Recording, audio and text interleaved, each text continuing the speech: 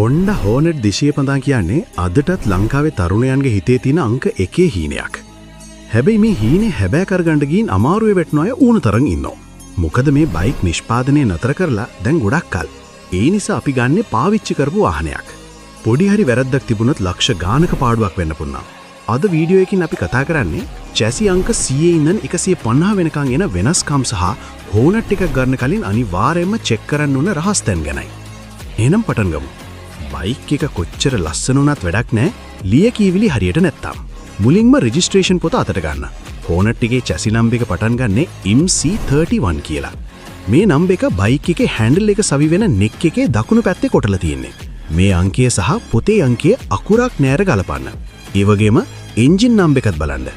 Chassis number එක කොටපු තැන grinder කරලා පාට ගාපු පාරවල් විකෘති කිරීම තියෙනවා නම් කීයටවත් ඒ බයික් එක ගන්න එපා. දැන් අපි බලමු චැසි නම්බර් එකේ බයික් එකේ මොඩල් එක සහ වටිනාකම තීරණය කරන්නේ කොහොමද කියලා. ගොඩක් අය රැවටෙන තැනක් මේක. චැසි 100 සහ 105 කියන්නේ 1996 97 ආපු මුල්ම මොඩල්ස්. මේවගේ එන්ජින් එන්නේ සිල්වර් පාටින්. මීටර එකේ පසුබිම සුදු පාටයි. වැදගත්ම දේ මේ වගේ මීටර එකේ ෆියුල් ගේජ් එකක්. ඒ කියන්නේ පෙට්‍රල් කටුවක් එන්නේ නැහැ. ඊළඟට චැසි 118 සහ 115. මේවා ආවේ 98 99 කාලේ. මෙතනදි තමයි ගොඩක් අය ආස බ්ලැක් එන්ජින් එක එන්න පටන් ගත්තේ. සයිලන්සර් එකත් කළු පාටයි. හැබැයි මතක තියාගන්න මේ මොඩල් එකෙත් ෆියුල් ගේජ් එකක් එන්නේ නැහැ. චැසි 120 සහ 115 කියන්නේ ලංකාවේ ජනප්‍රියම මොඩල් එක. මේකට තමයි අපි කටු මොඩල් එක කියන්නේ. මොකද මීටර එකට පෙට්‍රල් පෙන්වන කටු එන්න ගත්තේ මේ 120 චැසියෙන් පස්සේ. සයිලන්ස් එකත් පොලිෂ්ඩ් ෆිනිෂ් එකක් එන්නේ. චැසි 130, 140, 150 කියන්නේ අලුත්ම මොඩල්ස්.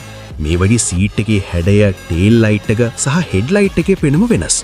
සමහර මොඩල්ස් වලට HISS කී එකක් එනවා. ඒ නිසා පරණ 100කට අලුත් 120ක ගාන ගෙරලා අමාරුවේ වැටෙන්න එපා. දැන් බයික් එක වටේ පොඩ්ඩක් ඇවිදලා බලමු.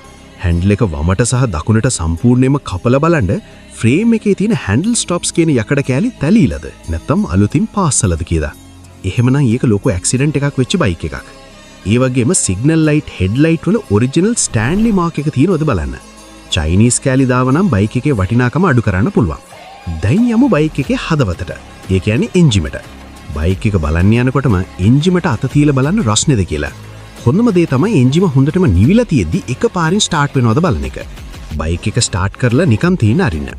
එන්ජිම ඇතුලෙන් චිරි හෝ කිටි ගාලා යකඩ වදින සද්දයක් එනවනම් ඒ කියන්නේ ටයිමින් චේන් එකේ හෝ ටෙන්ෂන් එකේ ප්‍රශ්නයක් තියෙනවා. මේක හදන්න සෑහෙන වියදමක් යනවා. ඊළඟට සයිලන්ස් එකේ එන දුම බලන්න. ඇක්සලරේටර් කරනකොට සුදු පාට දුම එනවා නම් ඒ එන්ජිම රිපෙයාර් කරන්න ඕනේ. කළු දුම එනවා නම් කාබ් ටියුන් එකකින්